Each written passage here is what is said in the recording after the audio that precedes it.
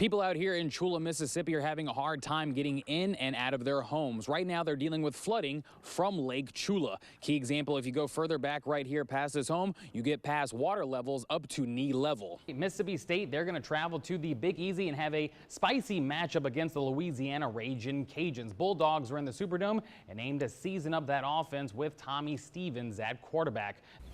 This pile of sand has become popular over the past 2 days in Jackson, with residents putting dozens of sandbags in the backs of their cars.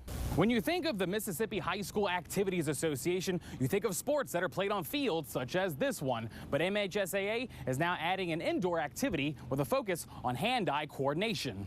Jackson State, the Tigers are going to start their season off against Bethune-Cookman in the MEAC SWAC Challenge. Coach John Hendrick benched both Jalen Jones and Derek Ponder for disciplinary reasons before the game. Ole Miss coming to this season's Egg Bowl with a focus on Mississippi State's rushing attack. The Bulldogs currently have the SEC's leading rusher in Kylan Hill. The quarterbacks for State are also known for their running ability. Warren County and Vicksburg have suffered an immense amount of property damage. Driving through the Westwood neighborhood, you can see several homes with trees on top of them, but nothing compares to what families have to go through on the inside of their homes. James Patrick McGuffey and his family tried to ride out the storm safely indoors, or at least they thought they could. And we had that Mississippi talent going up against some of the best junior Olympians from around the country. Several members of Madison's peak performance track team won medals at this year's Junior Olympic Championship. The SEC's leading returning scorer, Breann Tyree, attended the Chris Paul Elite Guard Camp this weekend. Tyree was only one of 24 guards to be invited to the camp. Yeah, Madison Central's defense have another week of solid play. That defense have only allowed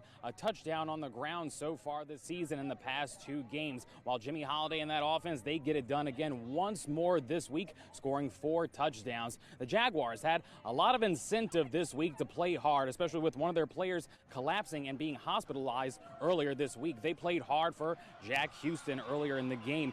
Nick Ducote joins us from Tiger World. That's right. Jackson State, they head into homecoming week looking for their first home win of the season, but they face off against another tough SWAC opponent in the Alabama State Hornets. Jackson State, they're aiming to bounce back this week from that tough Grambling loss. The Pelicans are racking up points in Summer League right now. In their last 3 games in Las Vegas, at least one rookie has scored over 23 points in each of those games. Last night we saw the rookie out of Texas, Jackson Hayes, score 28 points on the Bulls. Tonight the Pels are looking to light up the scoreboard against the Cleveland Cavaliers. Let's talk about LSU and Ole Miss. That defense today, they have a tough task. They have to defend against one of the best teams in the nation right now, and also potentially one of the best players in the nation also.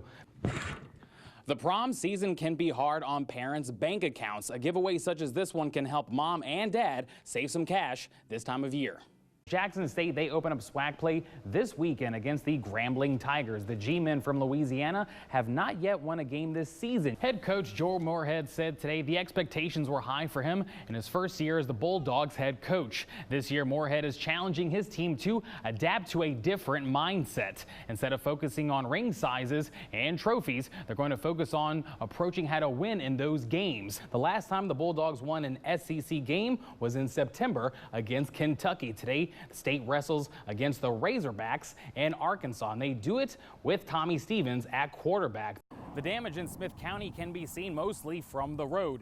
Downed trees and debris can be seen all over the front of people's yards and property. Residents here are beginning the pickup after trees have fallen over here in Polkville. The Chicago Bears today, one of the toughest defenses in the NFC. To make it even tougher on the Saints, they will be without Alvin Kamara today. The black and gold turned to Latavius Murray, a player familiar with battling the Bears. First quarter, the Saints are going to be up by a safety. The Diamond Dogs end their 2019 College World Series run, losing to Louisville 4-3. Mississippi State was in control of the game for 7 innings with solid pitching from J.T. Ginn. But the Diamond Dogs cannot stop the Cardinal rally in the last innings of the game. Very, very, very proud of this team. We fought like hell, but we did. We fought until our last breath like we always do. You can look at it how you want to. I haven't even seen the videos yet, but from center field, goodness gracious, man. The moment can't be too big in that position, and it was. Jake Mangum leads Mississippi State as the single-season hit king with 108 on the season. Elijah McNamee also leaves the program confident in the future of Coach Lemonis. You know, I left my mark on the program. That's not the way we drew it up, but, I mean, going back-to-back years to Omaha to play for, a national championship is something special. This team did something special. We're going to walk out here with our heads high and our shoulders back because we did something special for these last 2 years. And I know heading forward, Coach Lemonis is going to take this team back, and they will compete for national championship. Coach Lemonis also ends the season as the winningest first-year head coach in SEC history. As you come in, you don't know what you're going to get. I mean, it was kind of a weird dynamic, coming in and taking over a College World Series team. And it's not just our seniors. We have so many great juniors, that'll be leaving us to go into professional baseball. But I leaned on them as much as they probably leaned on me. And they were a group of winners. I always say so we had a lot of alphas, leaders, and this was a player-driven team. It wasn't about the coach. It was about what they wanted and what they expected, and I just hate they came up a little short. Even though Mississippi State did not reach a national championship, they still end the season with 52 wins and 20 wins in the SEC, which is tied for second most by a Bulldog team since 1933. The 2019 ride may be over for Mississippi State, but the future is bright for Coach Lemonis and the Bulldogs. For now, reporting in Omaha, Nick Ducote, WLBT Sports. Well, this high school football season, we saw an underdog team rise to the occasion. Hartfield Academy put together a series of wins, and they did that with years of resilience and also determination. This Fox 40 special highlights the heart of Hartfield Academy.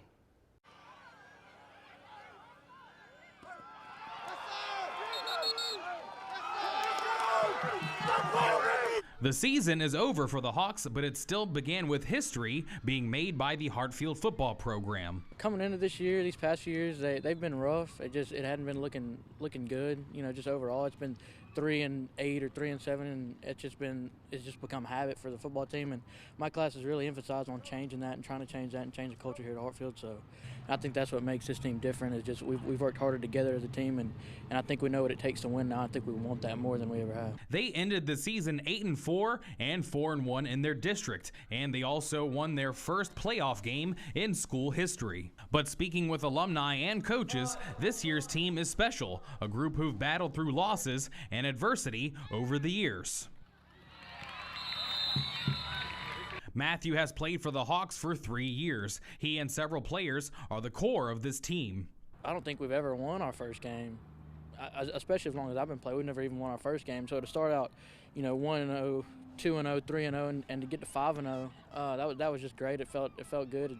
In his senior year, he's seen this group go from winless to win streaks. Hartfield's season is the fruit of their labor from being resilient and focused. This season's squad were also helped by newcomers to the team.